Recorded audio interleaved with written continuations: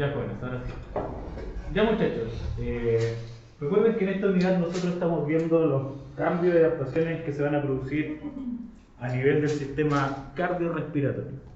Ustedes vieron en anatomía, ¿cierto?, estas generalidades del sistema cardiorrespiratorio. Ustedes ya están más o menos familiarizados con las maquetas, con lo que nosotros tenemos acá. Importante. Sistema cardiovascular, cardiorrespiratorio está involucrado, ¿cierto?, compuesto por nuestro sistema cardíaco, circulatorio y el sistema respiratorio, que son los diferentes pulmones y alvéolos, que yo les dije que es lo que vamos a dar más relevancia en realidad.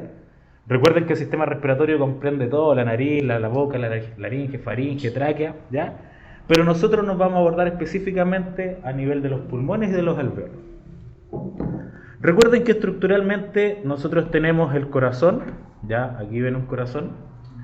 Que el corazón es la bomba, ¿cierto? Ya lo dijimos ayer, que se va a encargar de, a través de los procesos de contracción y relajación, o por movimientos de sístole y de diástole. Esos son los conceptos, ¿ya? Sístole es cuando el corazón está en contracción y diástole cuando está en fase de relajación.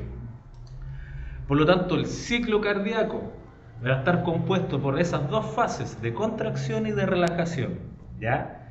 ¿Sí? ¿Vamos aquí? Ese ciclo cardíaco, esos movimientos de contracción y relajación, se van a ver modificados dependiendo del tipo de estímulo que reciba nuestro organismo. Que el estímulo no necesariamente va a ser físico. Ustedes se pueden dar cuenta que cuando ustedes pasan un susto, cuando están nerviosos, el corazón automáticamente comienza a aumentar su frecuencia cardíaca. Eso es porque el sistema nervioso comienza a enviar órdenes al corazón, señales para que éste comience a latir más, porque su organismo, su cuerpo está en estado de alerta, cuando está asustado, cuando está preocupado, ya cuando tiene algún nivel de tensión alto. Vamos a ir viendo esos elementos.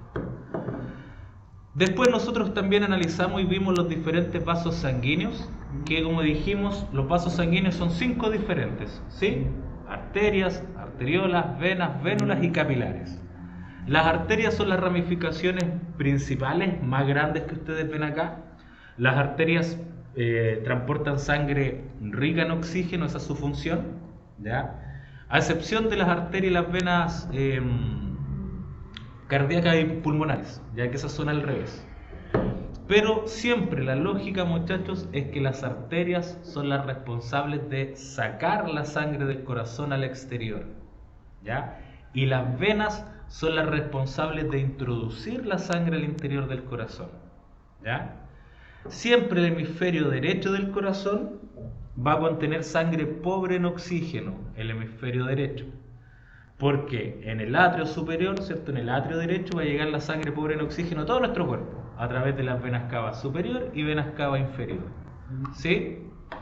En la parte superior. Después esa sangre pasa, ¿cierto?, al ventrículo, en la parte inferior, y es expulsado hacia los pulmones. Por lo tanto, por eso en las venas, las arterias pulmonares en realidad son arterias pulmonares, porque dan sangre de salida del corazón.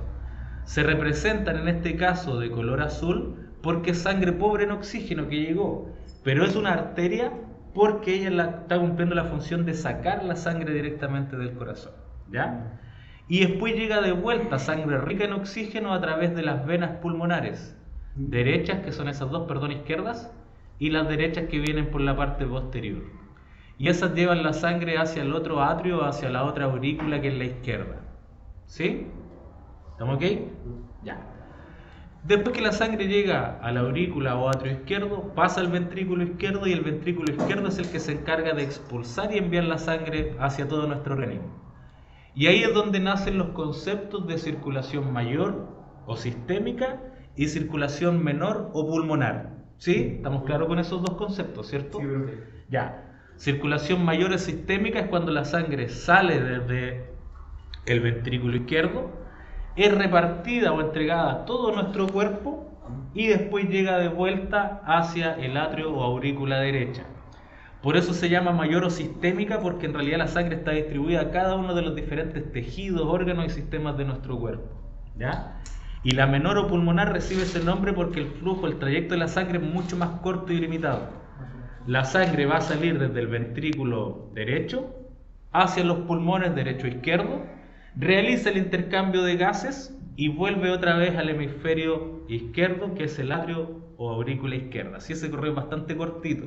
Por eso su nombre es circulación menor o circulación pulmonar. ¿Ya? Perfecto. ¿Vamos bien hasta aquí? Sí. Ya.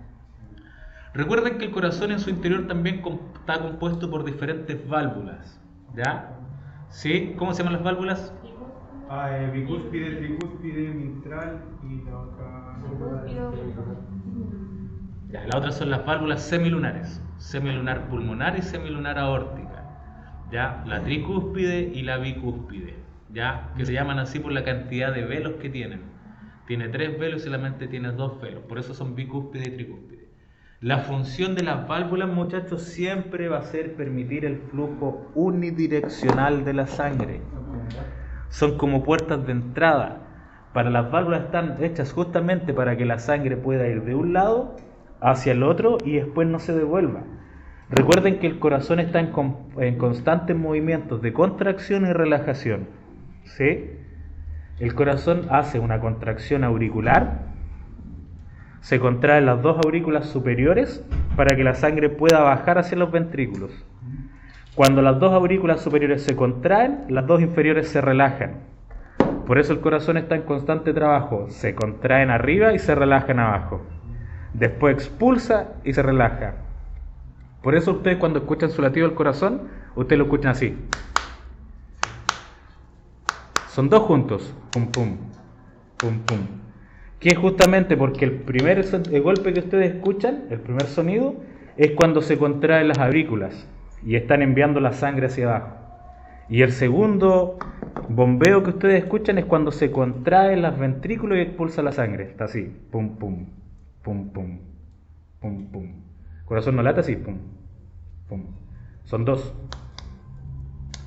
¿Sí? Ya, perfecto. Otro elemento importante que nosotros mencionamos en la clase del día de ayer tiene relación con esta estructura par que nosotros vemos acá, que son los diferentes pulmones. ¿Sí? Pulmón derecho, pulmón izquierdo. Pulmón derecho es levemente de mayor tamaño que el pulmón izquierdo, se encuentra dividido por 3 lóbulos o 3 porciones, en cambio el izquierdo solamente 2. La parte del centro, donde se dividen los 2 pulmones, se llama mediastino, ¿ya? Y en la parte central, aquí el mediastino medio, es donde se encuentra ubicado el corazón. Se encuentra en la parte central, cubierto por el esternón, ¿cierto? El hueso que nosotros tenemos en la caja torácica, pero él se encuentra inclinado hacia la izquierda. Por eso siempre normalmente dicen, no, que el corazón a la izquierda, el corazón a la izquierda. El corazón en realidad está en el centro del pecho, pero está inclinado hacia el lado izquierdo, ¿ya? Cuando el corazón bombea la sangre hacia los pulmones es justamente para que se realice y se lleve a cabo el intercambio de gases, ¿ya? El intercambio de gases en relación a el oxígeno y el CO2, ¿sí? Ya. Yo les comentaba también ayer de que para que exista ese intercambio de gases a nivel alveolar, al interior de los pulmones, tienen que haber 3 condiciones, 3 características bien puntuales, que eran las diferencias de presiones, las diferencias de temperatura y las diferencias en los niveles de pH o niveles de acidez. ¿Sí? En esa parte quedamos, ¿cierto? Para poder profundizar ahí. En esos elementos de cambios de presión, temperatura y pH son los elementos claves para que exista este traspaso de gases de un ambiente o de un lugar a otro, ya que los gases son transportados a través de la sangre, ¿cierto? Por el glóbulo rojo, o por los glóbulos rojos en realidad, son muchísimos, por los glóbulos rojos. Pero los glóbulos rojos no lo transportan por sí solos, sino que lo hacen gracias a una proteína que contienen, que se llama hemoglobina, ¿cierto? Esa es la proteína que se encarga de capturar y transportar el glóbulo rojo. Les voy a rayar en la pizarra. ¿Sí? Esa proteína, esa hemoglobina que captura los gases, tiene características de que puede capturar oxígeno y soltar el CO2 dependiendo cómo sea el ambiente en el cual se encuentran. ¿Se acuerdan que eso les comentaba ayer? Ya. Si es que la sangre va circulando, por ejemplo, por un músculo, supongamos, acá arriba ya que está la cámara, deltoides, acá arriba, ¿ya? Si yo estoy haciendo apertura, por ejemplo, del brazo, Este músculo, como es el que va a estar trabajando, va a estar realizando el esfuerzo, va a estar produciendo gasto energético, ¿cierto? Ruptura de los enlaces de ATP para producir energía, ¿ya? Para poder producir el movimiento. Pero recuerden que nosotros somos muy ineficientes desde el punto de vista energético, eso es así, la estructura humana es así.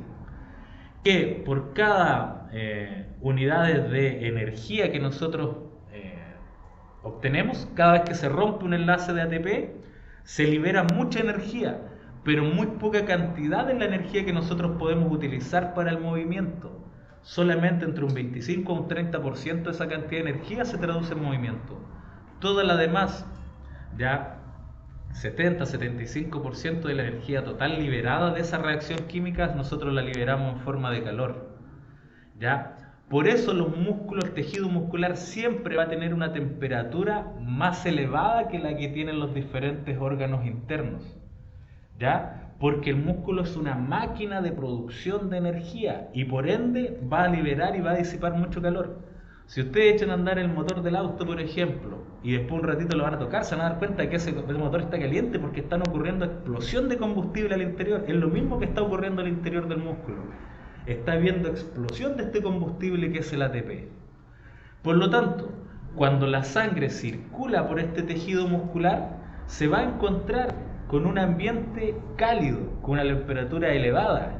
Incluso cuando nosotros hablamos de las reacciones metabólicas, ¿se acuerdan que el lactato lo que hace es que permite que incluso se eleve aún más la temperatura muscular para hacer que las reacciones químicas ocurran más rápido? Para hacer también que mientras el músculo más caliente esté, mayor cantidad de oxígeno se va a liberar, porque cuando la hemoglobina pase por el músculo y se encuentre con esta temperatura elevada, lo que hace la hemoglobina es que viene transportando oxígeno por un lado, como se encuentra con esta temperatura alta, pierde la afinidad, por lo tanto lo suelta. Y si lo suelta de la sangre, ese oxígeno que se liberó, va a poder llegar al tejido muscular, a las diferentes reacciones químicas. ¿Sí? ¿Se entiende esa lógica? Sí, ya. Y ahora, cuando la hemoglobina se encuentra en estas condiciones de calor, dijimos que suelta el oxígeno, pero gana cierta afinidad con el otro gas que es el CO2. Por eso a nivel muscular el traspaso ocurre de esa forma. Por eso la sangre cuando pasa en el músculo libera el oxígeno, lo entrega y toma de vuelta todo el CO2 que pueda capturar porque está en un ambiente cálido que permite que se unan esos elementos, se acoplen. Y de esa forma, a nivel muscular, a medida que va pasando la sangre, entrega oxígeno, recoge el CO2 y se lo lleva de vuelta otra vez después al corazón. Para que el corazón lo envíe de nuevo a los pulmones y los pulmones lo puedan eliminar a través de la expiración. ¿Sí? ¿Se entiende esa lógica? Ya. Eso es a nivel muscular. A nivel pulmonar, dentro de los pulmones, en los alveolos, la característica es completamente diferente, opuesta. A nivel pulmonar, la temperatura es más baja. Nuestros pulmones tienen una temperatura más baja de los órganos internos. Recuerden que lo estandarizamos en 36 nomás, para que tengan una referencia. Si la temperatura del pulmón es levemente más baja, 35,5. ¿Ya? Supongamos 35,5. Por lo tanto, cuando la sangre llega a nivel pulmonar, a nivel alveolar, se encuentra con un ambiente completamente diferente al que se encontraba a nivel muscular. En este caso, se van a dar todas las condiciones de temperatura para que la hemoglobina haga el proceso opuesto. Cuando llega y está frío, lo que hace es soltar todo el CO2 que transportó. ¿Sí? Y por el contrario, gana afinidad y empieza a buscar y atrapar el oxígeno, porque está en un ambiente frío, que le da esa condición. ¿Ya? Por eso a nivel pulmonar, la hemoglobina captura el oxígeno y libera el CO2. ¿Ya? Y a nivel muscular, libera el oxígeno y captura el CO2. ¿Sí? Porque las temperaturas son diferentes. Las temperaturas le dan esa condición a la hemoglobina. Cuando la hemoglobina está rica en oxígeno, se llama oxihemoglobina.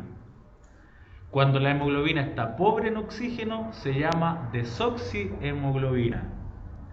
Y esa hemoglobina es la que le da la coloración, como les mencionaba el día de ayer, le da esa coloración rojo brillante a la sangre.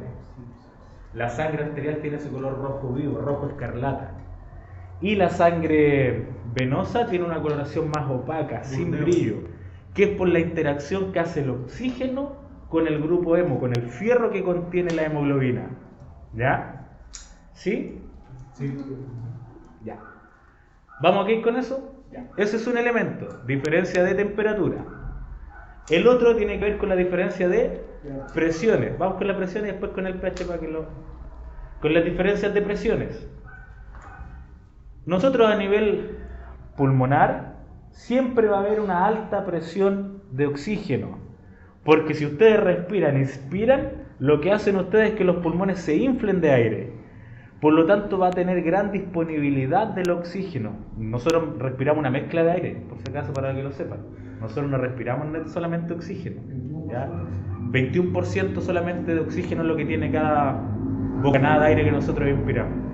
Lo demás es concentraciones de CO2, de nitrógeno y de otro tipo de gases que no me acuerdo ahora, pero son hartos más gases diferentes. ¿Ya? Pero por lo tanto aquí cuando nosotros inspiramos, nosotros hacemos lo mismo que con un globo. Si ustedes toman un globo y lo inflan, ese globo va, ¿cierto?, se endurece. Ustedes tocan el globo, va a estar mucho más duro porque está haciendo gran fuerza los gases en el interior. Por eso a nivel alveolar, a nivel pulmonar, la presión de los gases es mayor. El oxígeno tiene una presión de 105 mmHg, para que lo vean en números. 105 milímetros de mercurio, esa es la unidad de medida. Piensen en el número solamente, 105 la cantidad de presión que está haciendo. ¿Ya? Y a nivel muscular, la presión de oxígeno es de aproximadamente 46 mmHg. Es harta la diferencia. ¿Ya? Por eso a nivel alveolar, como hay gran disponibilidad de oxígeno, mucho oxígeno que está haciendo presión con los vasos sanguíneos, es posible de que el oxígeno pueda ingresar al interior de la sangre, porque está haciendo la fuerza. Lo mismo que yo les dije el ejemplo de la puerta. Si yo abro esa puerta y quiero salir y al mismo tiempo hay 5 de ustedes intentando ingresar, lo más lógico es que yo no pueda salir y ustedes sí puedan ingresar, porque va a ser mayor la cantidad de fuerza que están haciendo para ingresar a la sala. ¿Ya? Por lo tanto, esa es la otra condición, las diferencias de presiones. Como a nivel pulmonar hay harta presión de gases, los gases pueden circular y pasar a los vasos sanguíneos para que la hemoglobina, más encima como está con una temperatura fría, tenga afinidad y los pueda transportar, ¿sí? Los pueda capturar. Y a nivel muscular pasa opuesto. A nivel muscular la presión de oxígeno es mucho más baja, porque el músculo está ocupando constantemente el oxígeno que llega para las reacciones químicas y está enviando de vuelta CO2. Por lo tanto, el músculo es una máquina de producción de CO2. Por eso la presión de CO2 es más alta a nivel muscular que a nivel pulmonar. Porque el oxígeno que va llegando en el músculo se va utilizando en las reacciones químicas y se va liberando de vuelta gran cantidad de CO2. Por lo tanto, ese CO2 hace presión en estos vasos sanguíneos, introduce y se transporta. Y ojo, que el CO2 tiene una característica importante, que es que él incluso puede atravesar las membranas de los vasos sanguíneos sin que haya diferencia de presiones. El CO2 puede tener 40 en el lado interno, 40 en el lado externo y puede traspasar igual de un lado para otro. Por eso es tan fácil, por ejemplo, que nosotros nos asfixiemos. Si nosotros estamos en una puerta, en una habitación cerrada, y por eso con la mascarilla uno igual se ahoga harto, pero es igual porque permite el flujo. Pero si usted se encierra en una habitación, cierra, rápidamente usted va a comenzar a sentir sensación de sueño, de cansancio, porque aunque haya igual presión de gas y de oxígeno, el CO2 siempre va a tender a traspasar igual las barreras. ¿Ya? ¿Y el monóxido de carbono tiene mayor afinidad que el oxígeno? 200 veces mayor afinidad con la hemoglobina. ¿Uno se ahoga inmediatamente? Sí, exactamente. Sí, tiene mucha mayor afinidad. Por eso yo les decía que los pulmones, los alvéolos, es la única estructura de nuestro cuerpo que permite que la sangre, que la hemoglobina se oxigene. Es la única estructura. Por eso cuando uno fuma, por ejemplo, hace tan mal. Porque yo estoy cambiando completamente las condiciones que hay en mi pulmón. Estoy aumentando la temperatura, estoy aumentando la concentración de CO2 que voy a tener, junto con los otros gases nocivos que tiene el tabaco. Por lo tanto, cambio completamente esta estructura, es el único tejido de nuestro cuerpo donde la sangre se puede oxigenar. Y como les comentaba ayer también, se va perdiendo el surfactante pulmonar, ¿ya? Los pulmones están rodeados por una membrana que se llama pleura, ¿ya? Son dos membranas, una pleura externa y una interna, y al medio de esas dos pleuras hay un líquido que se llama líquido pleural, ¿ya? O surfactante pulmonar también. Que eso es lo que le da siempre al pulmón esta lubricación, esta capacidad de ser como una esponja, de poder estirarse, poder contraer. Lo que ocurre es que el alquitrán, entre otras cosas, el arsénico que contiene también el cigarrillo, y no solo el cigarrillo, sino todos nosotros somos fumadores pasivos igual. Aunque una persona no fuma, aquí el solo hecho de estar parado en la calle con todo el monóxido de carbono que sueltan los vehículos, las casas, es lo mismo. Un niño en Temuco es como que fumara como 5 cigarrillos. Sí, y cuando uno sale a hacer ejercicio es peor. Es peor, si uno igual debe andar con mascarilla. ¿Por qué algunos fueron con una mascarilla especial? ¿Por qué te beneficia? Esos son para reducir el flujo de aire, para hacer trabajo en hipoxia. ¿Ya? Después les explico un poquito más de eso, pero es para eso, es para restringir el aporte de oxígeno para estimular a que tu cuerpo produzca mayor cantidad de glóbulos rojos, que es como tratar de similar el ir a entrenar en altura. Esa es la lógica, no es el mismo, no cumple el mismo efecto, ¿ya? Porque cuando nosotros entrenamos a condiciones de altura, lo que se reduce es la presión de los gases, que es lo que tú estás reduciendo, es el flujo solamente, ¿ya? Pero después vamos a ahondar en eso. Pero para eso lo hacen, es para simular que están entrenando en altura. Y cuando tú entrenas en altura, tu cuerpo produce una hormona que se llama eritropoyetina, se los nombré el otro día parece, ¿no?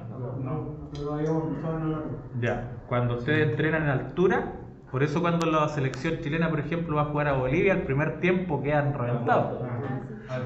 Porque entrenar en altura, mover, correr en altura es completamente diferente. No sé si alguno de ustedes alguna vez ha estado en Calama, San Pedro de Atacama. Es otra cosa. Es otra cosa. No, pero Antofagasta está a nivel del mar, ¿no? Lo que te afecta es el calor, la humedad. En Calama hasta 2200, 2400. En Chuquicamata. Varios compañeros en el primer parto sí votados. Sí, es diferente, es diferente. Cuando uno va, si es que tienen alguna vez la suerte de ir a San Pedro a recorrer los parques que hay, los atractivos, se van a dar cuenta que subir un cerro no es lo mismo que ir a subir aquí el Cerro Ñelol, no es lo mismo, ¿ya? Incluso están los geysers del Tatio en San Pedro de Atacama, que son los centros geotermal más altos de Latinoamérica. Sí. Que ahí toda la gente se puna, se marea. Bien, te comento de a este video y por allá estaba por el calor. Bueno, será por esa diferencia del lugar, pero hacía tanto calor que el aire en verano era como asfixiante, era como este medio húmedo también y. La humedad es. Sí, Lo mismo cuando se van a los países tropicales. Sí. Era heavy. Sí, por eso no es lo mismo cuando la selección, uno de repente dice que son malos, que jugaron mal, pero en realidad, como siempre se ha dicho, es otra cosa con guitarra, así es diferente. Las condiciones climáticas, la humedad te afecta terriblemente porque te deshidrata muy rápido, ¿ya? Ahí después les voy a explicar eso, cuando nosotros respiramos, igual el aire que nosotros inspiramos tiene que ser humedecido a través de nuestro cuerpo, ¿ya? Cuando los niveles de humedad son muy altos, lo que ocurre es que tu cuerpo se deshidrata más rápido porque trata de igualar la humedad del cuerpo versus la humedad del aire que nosotros respiramos, ¿ya? Pero eso lo vamos a ver un poquitito más adelante. Ya. Por lo tanto, cuando trabajas en altura, lo que estimulas es que tus riñones produzcan una hormona que se llama eritropoyetina, la EPO. Que la eritropoyetina lo que hace es regular la producción de glóbulos rojos. Nosotros constantemente están nuestros glóbulos rojos muriendo y volviendo a nacer glóbulos rojos nuevos. Un glóbulo rojo tiene una vida de aproximadamente entre 90 a 120 días. Después de eso se deteriora, se destruye en el vaso. Ese morenito que está ahí. El vaso los destruye, extrae el fierro, extrae las hemoglobinas y produce nuevos glóbulos rojos. Por lo tanto, cuando tú entrenas en altura con poco aporte, poca presión de oxígeno, tu cuerpo produce mayor cantidad de glóbulos rojos para compensar esa falencia, ¿ya? Por eso los deportistas van a entrenar en altura. ¿Cuánto demora la adaptación? 10 días es un proceso de aclimatación inicial. Para recién permitir que tu cuerpo produzca los cambios, tienes que someterlo al menos 10 días a un estímulo diferente. Ya, por eso la selección, igual cuando van a Calama a jugar y están 2-3 días, en realidad no les sirve de mucho. Sí, mi papá es boxeador y cuando le toca ir a otros países es lo mismo. ¿Cómo se llama su papá? Cristian Palma. Palma. Sí, de Palma. Sí, de cuando. Muy bien. ¿En serio? Sí, cuando va Sí. a otros le compra. Buena. Mano rápida. ¿Qué tal la experiencia de su papá? ¿Usted está hoy día ahí? Desde que nací, mi papá peleaba a los 13 años Ya. y me tuvieron a los 15. Entonces siempre lo he visto pelear. Qué Pero buena nunca vida. había estado con él. ¿Sí? ¿Cómo se llama, me dijo? Cristian Palma. Cristian Palma. Lo voy a echar a ver, voy a buscar. Aquí en la noche tenemos a Tal Lara, no sé si conocen al sensei Omar Lara. Sí. Ya, en la noche igual ya está por egresar, sí. El hijo del sensei Omar Lara igual. Buena esa experiencia porque uno va... Usted lo puede vivenciar y puede ver algunas cosas que sus papás hacen, cómo entrenan, cómo se preparan. Cuando va a la experiencia, cuando va a pelear al extranjero, otros países diferentes, sobre todo en estos países de climas tropicales. La deshidratación. La deshidratación, de estar, por ejemplo, y estuve en Brasil, tú te ducháis, salís de la ducha, estáis vistiendo y estáis otra vez todo sudado y todo sopeado porque realmente es... Ahí la humedad igual afecta por el tema de que la presión, como la homeostasis, aparte de solamente el calor de regulación térmica. Sí, y te deshidrata rapidísimo. Te interrumpen las reacciones por las elevaciones de la temperatura corporal, se activan más rápido tus mecanismos de termorregulación. Y los poros también están más dilatados, entonces tiene más como espacio para pasar todos los elementos hacia afuera. Sí, el hipotálamo está trabajando a 1000. El hipotálamo es el termorregulador de nuestro cuerpo. Sí, ahí vamos a ver un poquitito todas esas características de los diferentes cambios del clima y de la altura. Y la EPO también, la EPO la hemos usado como, se quedó como una artificial y ha sido como Doping, sí. sobre todo los ciclistas. Los ciclistas, incluso hasta el año 90 y algo, no me acuerdo la fecha exacta, pero hasta el año 90 y algo, todavía era muy difícil determinar cuando un deportista estaba dopado justamente con la EPO. Y ahí se estandarizó de que, según muchos estudios que se hicieron, de que una persona a través del entrenamiento, tú puedes modificar tu cantidad de glóbulos rojos, pero tienes un tope. Nosotros tenemos una cantidad de glóbulos rojos del total de nuestra sangre de aproximadamente el 44%. Eso es lo que tiene una persona común, normal. 44% del total de tu sangre son glóbulos rojos. ¿Ya? Pero tú a través del entrenamiento puedes aumentar esas cantidades. Pero justamente la Federación de Ciclismo estandarizó hasta un 55%, que eso es lo máximo que tú puedes modificar. Dígame. Pero espera, ¿afectan algo el rendimiento deportivo, el tipo de sangre que se tenga? ¿El tipo de sangre se refiere al RH? ¿O al tipo si es A, B? No. Por lo menos todo lo que yo he leído y estudiado no hace referencia al tipo de sangre en relación a la capacidad. Lo que sí es la cantidad justamente del recuento de glóbulos rojos. ¿Ya? Las personas que nacen en altura, ¿ya?, tienen genéticamente mayor cantidad de glóbulos rojos en su sangre. ¿Ya? Por eso cuando hacen la excursión al Monte Everest, hay personas que se encargan de llevarle incluso las mochilas a los Sherpas, porque ellos fisiológicamente están adaptados desde nacimiento para poder desempeñar esfuerzos a esos niveles de altura con bajas presiones de oxígeno. La mamá tuvo que pasar todo el embarazo en bajo. Todos los procesos de gestación justamente en condiciones de hipoxia para que el niño salga genéticamente con este cambio, que venga con un nivel. Que esa adaptación te la da el ambiente. Es como adaptaciones que pasan igual durante el parto, como cuando las mamás entran en mucho déficit calórico y los niños tienen mayor tendencia a desarrollar obesidad porque vienen como con el desarrollo de generar reserva energética. Sí, se modifica el adipocito, que es esta célula que se encarga justamente de reservar y almacenar después los lípidos de nuestro organismo. Ya, para que no nos desviemos, sigamos avanzando. Ya. Entonces vimos el cambio de temperatura y vimos lo de la diferencia de presiones. ¿Sí? Por lo tanto, los pulmones se van a dar las condiciones ideales para que la hemoglobina tenga gran disponibilidad de oxígeno, haya una gran presión producto de cuando nosotros inspiramos, inflamos los pulmones, y a nivel muscular es completamente opuesto, ¿sí? Hay mucha mayor cantidad de CO2 porque es lo que se está generando como residuo de los procesos metabólicos, ¿ya? Y el pH es el tercer elemento, que el pH tiene que ver con los niveles de acidez, ¿sí? Los músculos siempre van a tener un nivel de acidez mucho más alto que todos los otros tejidos de nuestro cuerpo, porque otra vez, los músculos son las máquinas de producción de energía. El músculo siempre va a tener mayor temperatura y siempre va a tener un pH más alto, porque a medida que yo camino, que yo salto, que yo subo la escalera, que voy caminando a tomar la micro, que me voy parado en la micro, que camino, que voy a jugar a la pelota, etcétera, etcétera, los músculos están llevando a cabo constantemente reacciones químicas, ¿cierto? pH más bajo. Más bajo, Eso. más bajo. El pH bajo, el nivel de acidez es el sinónimo de acidez. Por lo tanto, como siempre los músculos están utilizando combustible y están produciendo elementos de desecho, siempre va a haber producción de ácido láctico, en mayor o menor cantidad depende del esfuerzo, pero siempre va a haber producción. Usted nunca se va a tomar una muestra y le va a salir 0,0 de lactato, nunca. Siempre va a salir lo más cercano a 1, ya 0 y algo, pero nunca va a tener 0, porque nuestros músculos, nuestro cuerpo siempre está utilizando todas las fuentes de energía. Recuerden que el ácido láctico produce, después se disocia en lactato y en hidrógeno.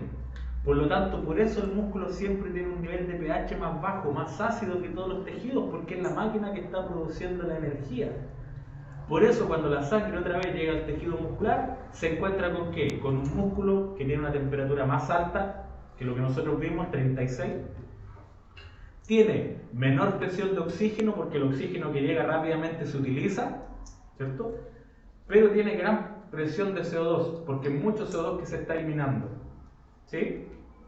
Y más encima tiene un ambiente ácido que tiene mayor cantidad de iones de hidrógeno dando vuelta, por lo tanto, cada vez que la sangre llega al músculo, se dan todas las condiciones para que ella suelte el oxígeno y tome el CO2, ¿sí? Ahí es donde se produce este intercambio. La hemoglobina entrega oxígeno, recibe el CO2.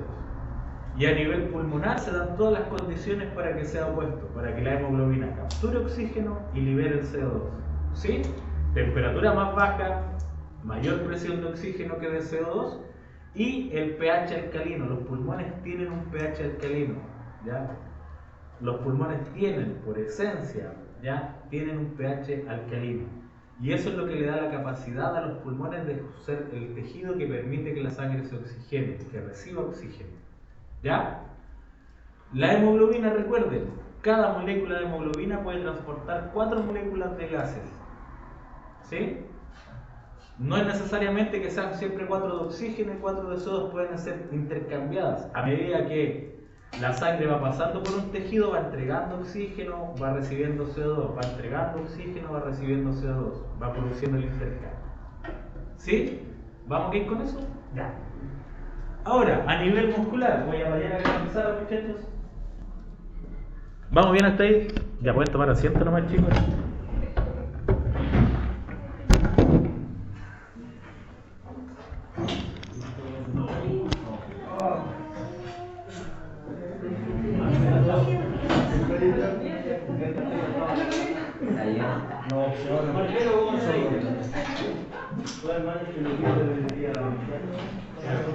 ¿Viste que me quería pegar? Afuera nos vemos, digo. Vale, cuidado de ese lado. Ya. Por lo tanto, nosotros dijimos, miren, tenemos un tejido muscular acá, un músculo.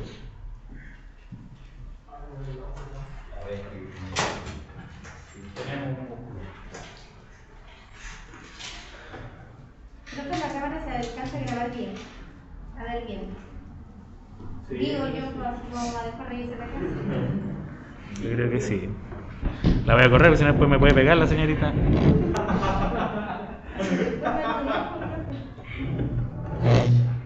Sí, sí, claro. Ya.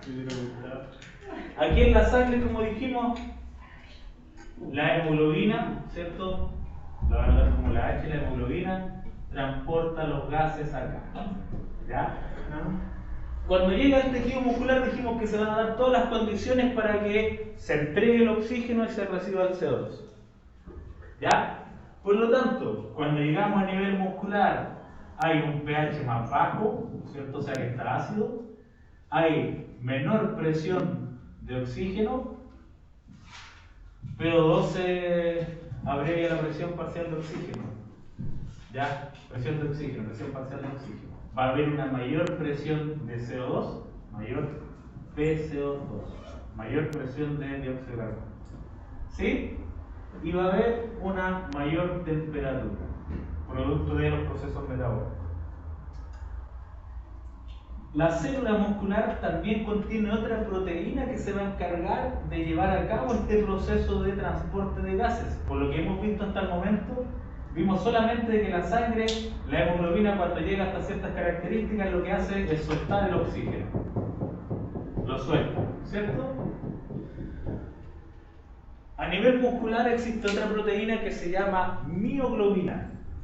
La hemoglobina es a nivel de la sangre, mioglobina es a nivel muscular. ¿Ya? Y la mioglobina tiene características bastante similares a la hemoglobina. En este caso, a nivel muscular, se llama mioglobina. La mioglobina, vamos a dibujarla acá como una especie de manos aquí.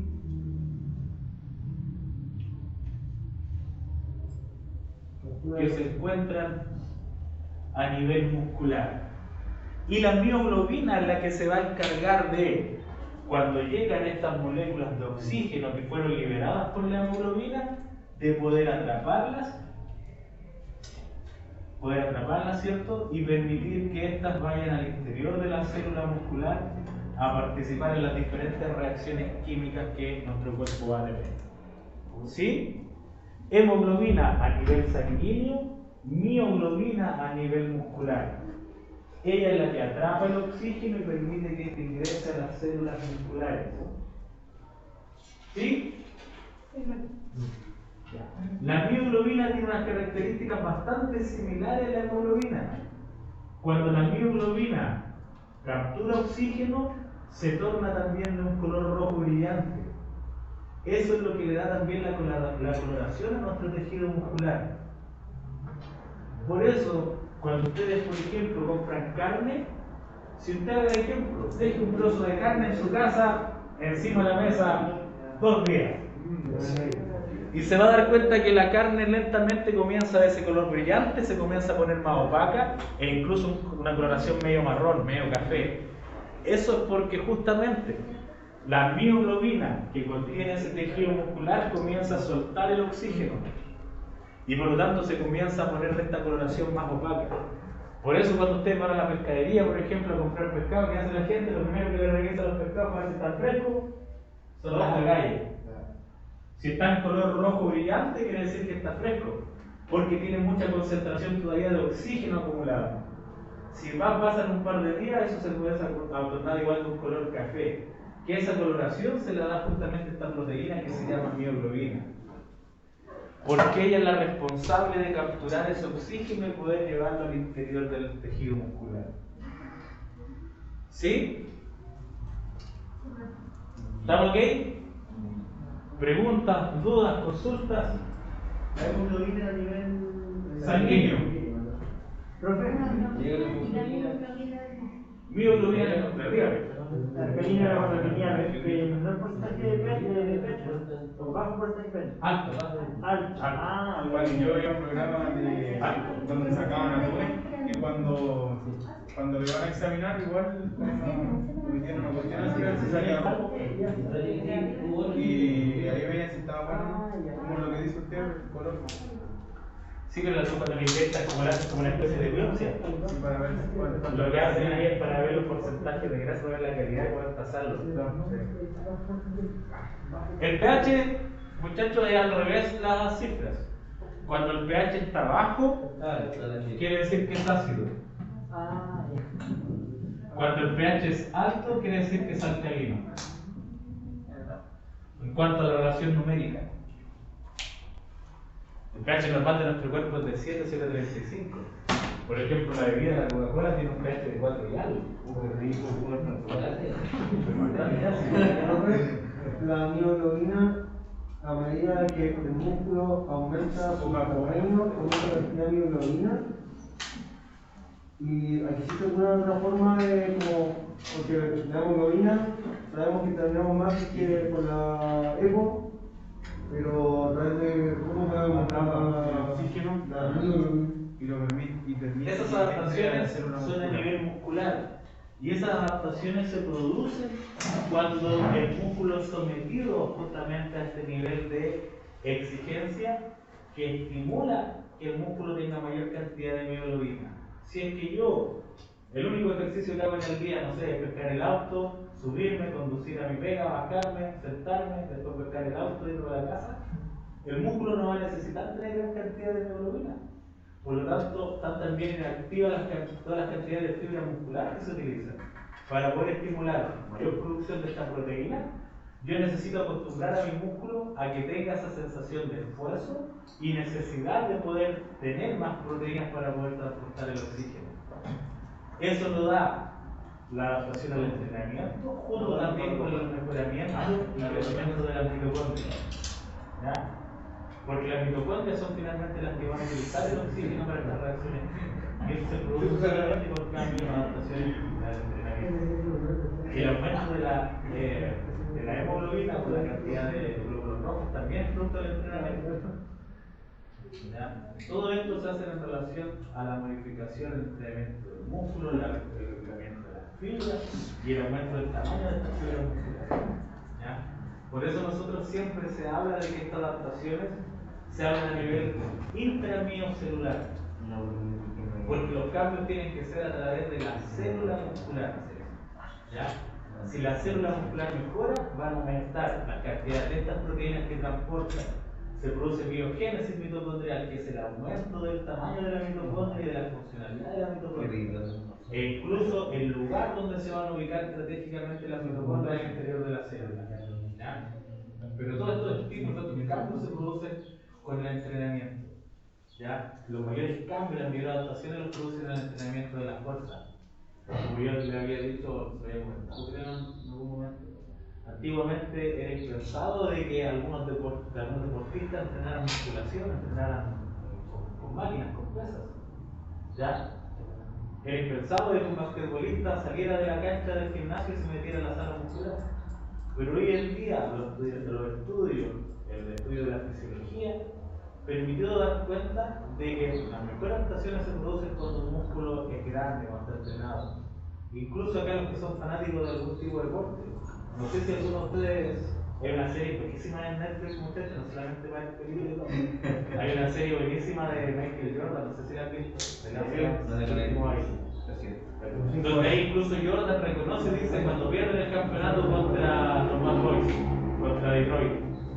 Porque Detroit tiene que ser un equipo muy físico, muy fuerte. Y él se da cuenta de que no ganó siendo él el mejor en ese minuto. No ganaron porque él dice, pucha, me faltaba más fuerza, me faltaba más masa muscular. Y él que hace, comienza a transformar su físico, no solamente su talento para jugar, sino que se da cuenta de que necesita mayor cantidad de masa muscular y entrena, se comienza a volver más fuerte. Sube una cantidad de kilos de masa muscular y después no lo gana nadie. Lo mismo con Cristiano Ronaldo.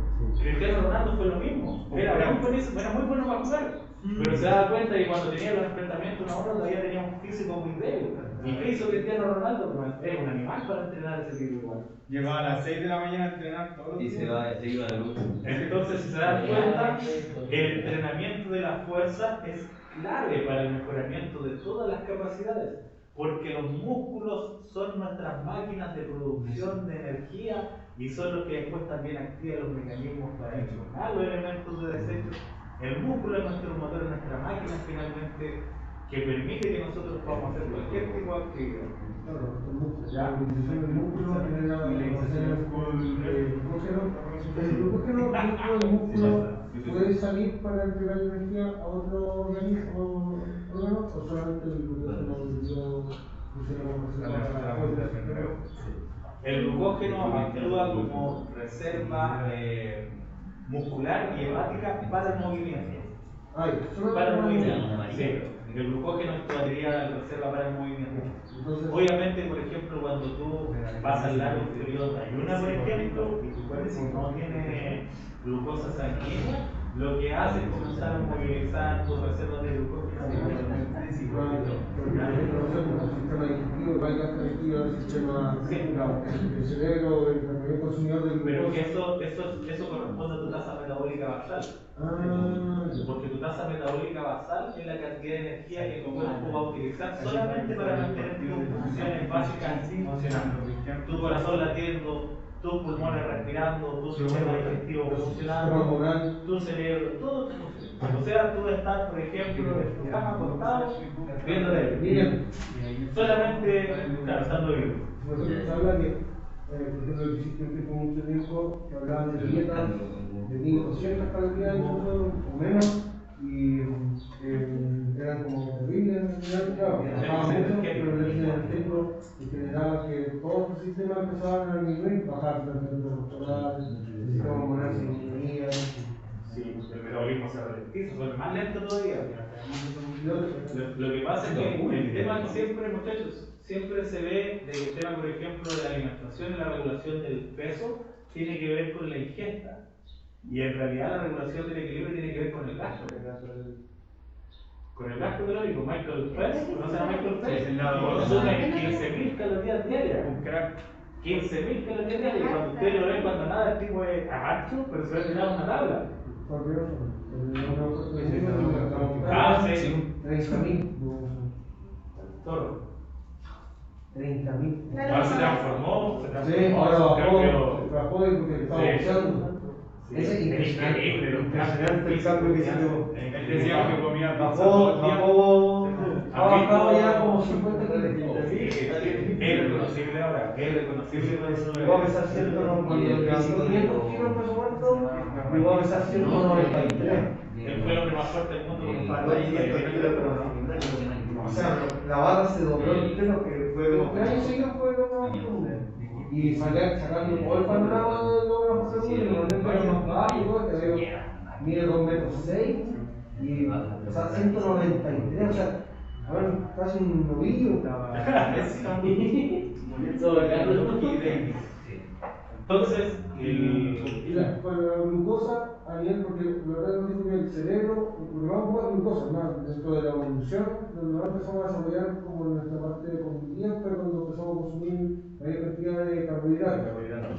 Pero el cerebro genera un sistema todo oxigenado o también ocupa el sistema energético anaeróbico de la glucosa. no, el cerebro se ocupa de oxígeno. Si tu cerebro tú tienes muy pocas condiciones de cantidad de oxígeno, no tienes la hipoxia, que es la falta de oxígeno en el cerebro, que es que se desmaya el sueño. Sí. Por eso de repente cuando hace harto calor incluso uno anda con esa sensación que anda medio aturdido, que anda cansado, con sueño justamente. ¿Ya? Es porque es por las cantidades de oxígeno que va llegando al cerebro. Si el cerebro se corta el flujo, usted se desmaya. Cuando uno hace una llave y se corta la respiración, la persona se desmaya. Por eso me quiero invitar a bailar. Me ha tirado una amenaza ahí. Para que revise bien la prueba. Sí, pero volviendo a lo que decía su compañero, exactamente. El pensar, muchachos, el pensar es un muy buen entrenamiento. Las tareas cognitivas gastan mucha cantidad de energía. Por eso de repente uno, aunque hay un día que no haga ejercicio, pero está todo el día trabajando, haciendo trabajo, estudiando, uno termina después agotado y cansado. Porque el cerebro ocupa muchísima cantidad de glucosa para llevar a cabo las conexiones neuronales, para producir sinapsis. La comunicación entre neuronas se llama sinapsis, la comunicación. ¿Ya? El cerebro genera mucha cantidad de energía, ocupa mucha cantidad de energía. Por eso es un buen entrenamiento, es un buen ejercicio el pensar. Y eso se puede medir. Eso se puede medir. Sí se puede medir, pero con pruebas de laboratorio. Incluso hay un estudio que dice que tu cerebro es capaz de movilizar, por ejemplo, la pura energía que produce tu cerebro es capaz de movilizar un vehículo, por ejemplo, un par de cuadras. cuando tú ya realizas tu proceso cognitivo normalmente. Además, por eso mismo, el cacao, el chocolate sobre el 60% es muy bueno para estudiar, porque tiene un buen aporte de glucosa y aparte de la liberación de serotonina que te ayuda a recordar y estar en un estado. Un kilo de chocolate no puede De ser. hecho, sí, pero no, los chocolates no te vas a comprar Uno ova. es pura manteca. Es pura manteca los chocolates. El ova. El omega 3 es un tipo de ácido graso que le hace bien a tu corazón. La margarina, el cerebro, ¿no? Por la cantidad de. Por los tipos de enlaces que tiene. Y esa grasa No, la produces, pues. ¿El omega 3? No. Tú lo tienes a través de la alimentación o de los suplementos. La margarina tiene omega 3, ¿cierto, profe? La margarina. Pero. El aporte. Lo que pasa es que puede que los tenga, pero en realidad va a tener muchos otros elementos que en realidad la cantidad de omega 3 por encima va a ser insignificante. Hay que mantener un ratio entre el omega 3 y el omega 6 para que el óptimo funcionamiento. Exactamente. Yo veía que el omega 3 había un tipo especiales de omega 3 que no necesariamente estaban tanto en el suplemento de la píldora. ¿La qué? Que hay unos tipos especiales de omega 3. Sí, te lo venden en cápsulas. Porque siempre te hablan de que el omega 3 y el omega 6 lo adquiere a través de los productos del mar, por ejemplo, los pescados. Pero en realidad, comer pescado en realidad te produce igual, ¿no? Siempre la gente dice, no, que es sanito, no es tan así. Que tiene mucho mercurio. Por la cantidad de mercurio, de lo que es pesado, la cantidad de microplástico que contienen los. Y el salmón, e incluso los pescados, ustedes por ejemplo compran salmón en los supermercados, ese salmón naranjo que ustedes compran en realidad es puro colorante que tiene esa carne. Ese salmón, si fuese del color natural directamente extraído de los criaderos, sería incluso un color medio ceniza, como la tapa del congelador. Y esos son colorantes y saborizantes que le ponen para que el salmón tenga, para que sepa mejor y para que se vea visualmente atractivo. Por lo tanto, en realidad cuando dicen comer pescado más sano, no es tan así, no es tan así. Por incluso la cantidad de metales pesados que contiene. Sí, lo que Es lo mismo, va a tener menos, ¿cierto? Menos impacto, pero igual siempre había comer animales no es saludable para la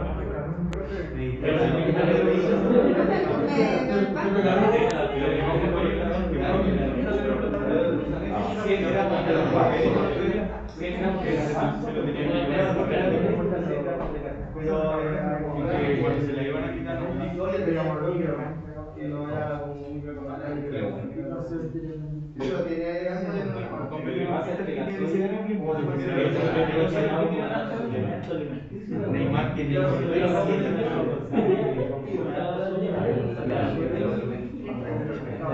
porque tiene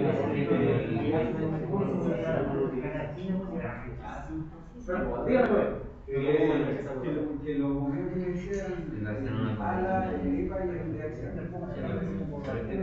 Y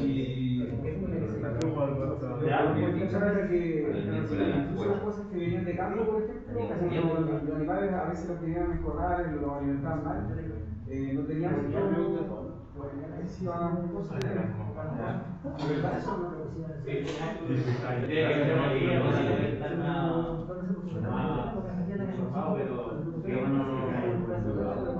Muchachos, para que avancemos, un elemento que les quería decir, esto no está en el plan que nosotros tenemos que ver, pero un elemento importante ya que se tocó el tema.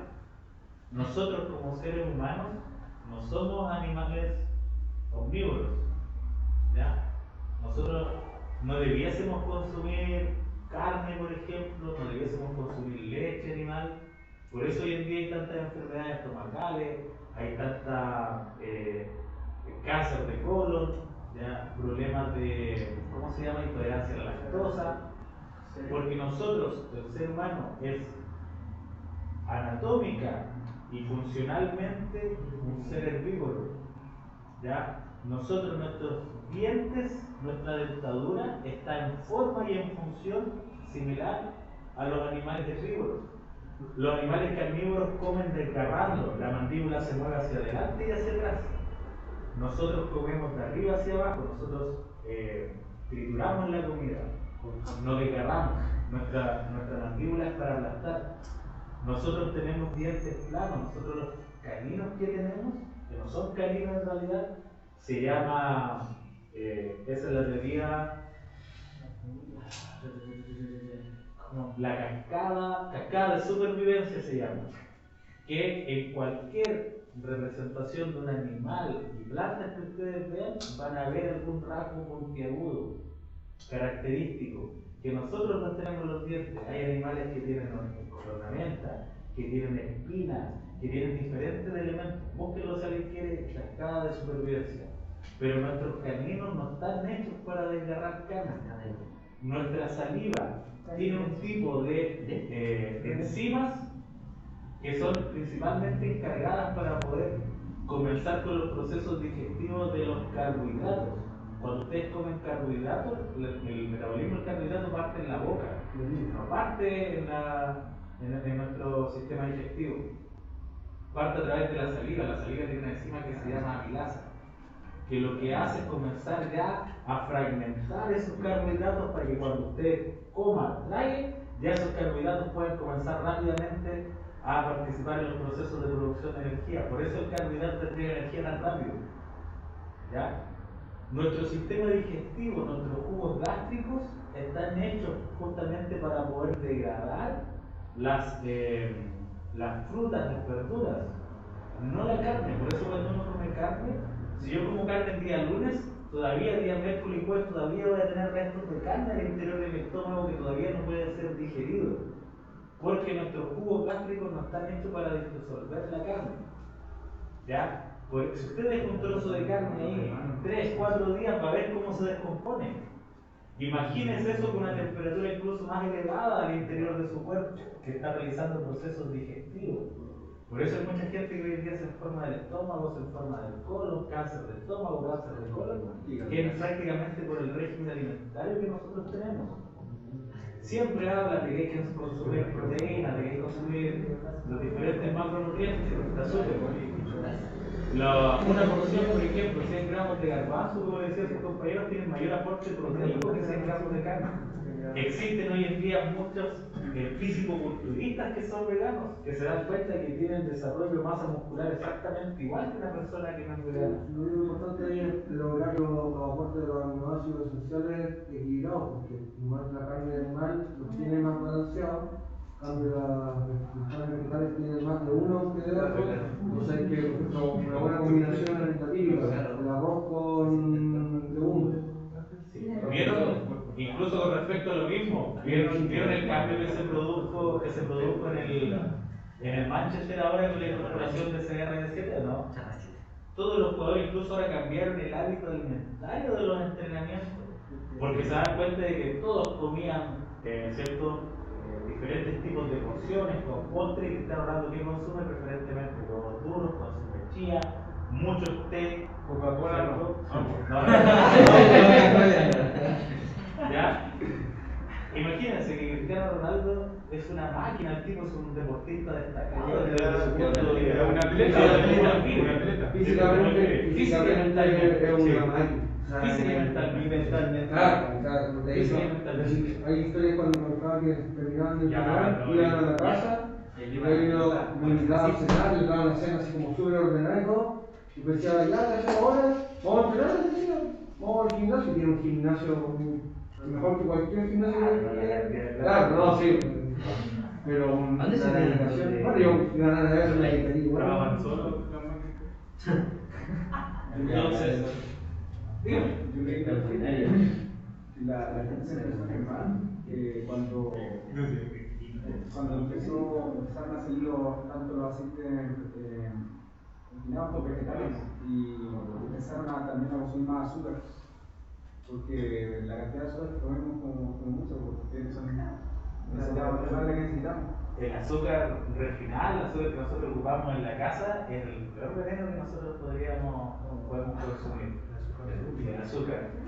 La super rubia. La azúcar rubia es casi lo mismo, en realidad es como uno menos.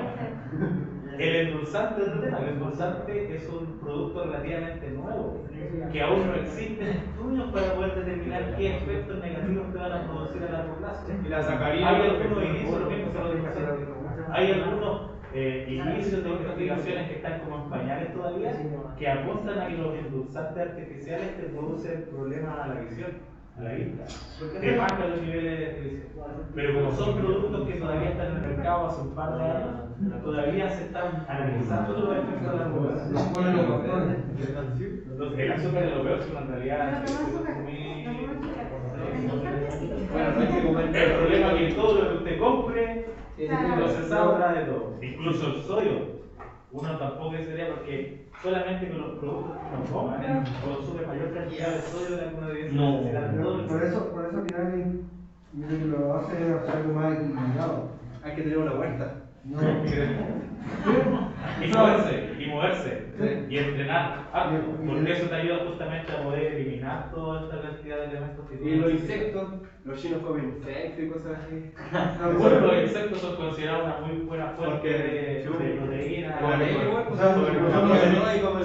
Nosotros como especie también, el tema de los insectos, nosotros pasamos los monos, y los monos igual consumen muchos insectos como de proteína.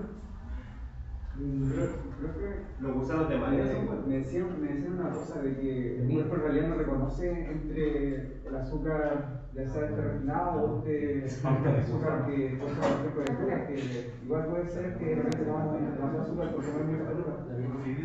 Sí, es diferente porque, por ejemplo, el azúcar que proviene de la manzana, por ejemplo, usted cuando consume la manzana no está consumiendo glucosa como tal, usted está consumiendo fructosa, que es otro tipo de enlace químico que tienen los azúcares. Que la fructosa, es de mucho más fácil asimilación a nivel corporal. Comerte una manzana equivale a tomarte como 3 tazas de café de un viaje cuando uno quiere despertar, porque es un tipo de azúcar que tu cuerpo muy rápidamente la puede utilizar. No pasa por fase intermedia y no va produciendo elementos de desecho, como en el caso del azúcar refinada, ¿ya? Que sí hace mal porque tiene que pasar por muchos otros procesos antes de poder fragmentarse y utilizarse como energía, porque es elaborada, no es algo producto. Pero si la miel. La miel es el mejor endulzante que uno puede utilizar. Pero poquito.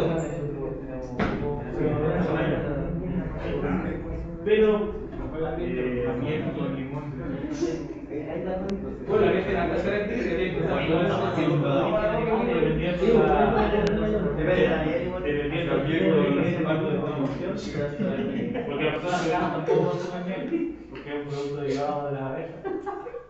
Una abeja en toda su vida puede llegar a producir como la mitad de una cucharadita de miel líquido toda su vida. Por lo tanto, cuando nosotros consumimos, igual es un impacto grande que se genera. Todo en realidad lo que nosotros hacemos tiene un alto impacto. Ahí uno tiene que ver cuáles son sus convicciones y ver qué es lo que va mejor para el estilo de vida. Yo no soy vegano, no, pero. Lo que pasa es que ser vegano no es solamente no comer carne. Claro, ser vegano es un estilo de vida. La ropa, los productos cosméticos, todo lo que una persona que consume, utiliza, tiene que no ser pasado por ninguna instancia por origen animal o explotación animal o lo que sea. Por lo tanto, yo no soy vegano. No soy vegano, no puedo decir que soy vegano porque no tengo ese estilo de vida. Como carne, sí como carne, pero consumo muy poca carne en realidad. Antes comía harta carne. Pero después uno empieza a estudiar, empieza a darse cuenta del impacto que hace, uno comienza a bajar y reducir. Los tallarines, ya no podría comprar en soya. Sí, bueno, En los huevos que consumo, pero siempre gallinas libres, tratando de buscar el huevo. O sea, a mí se me llegan la gallina una vez con el asador. Huevo de pollo. Bueno, otra cosa, ahí te tiene que. Yo como que he intentado comer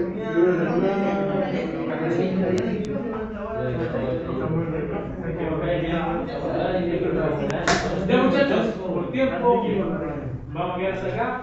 No puedo agarrar bien el nota, no puedo entrar al cigarro, no puedo entrar. Revisen las clases, muchachos, este video se lo voy a subir. La tardecita llegando a la casa. Pero es para subir igual a su canal. Este sí, pues si los otros quedan guardados automático al.